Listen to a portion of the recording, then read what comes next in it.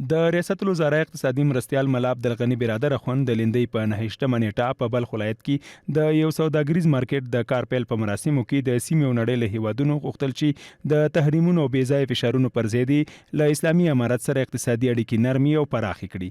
نوموړي زیاته کړه چې په سیمه کې یو هوسا او پیاوړی افغانستان د نورو هیوادونو په زیان نه بلکې د نورو هیوادونو له هوساینې او پیاوړتیا سره مرسته کوي. د سیمې او نړۍ له هیوادونو هم غواړو چې د تحریمونو او بېځایه فشارونو پر ځای د اسلامي امارت سره اقتصادي اړیکې نرمې او پراخه کړي. ملا عبدالغني برادر اخوند د خپلو خبرو په بله برخه کې همدارنګه ویل اسلامي امارت په سیمه ییز او نړیوال مشارکت برخه کې پر اړخیز اقتصادي او سیاسي اصالت باور لري، خو وايي ټولې خواوې او نړۍ باید متقابل درناوي او ارزښتونو ساتلو ته پاملرنه وکړي.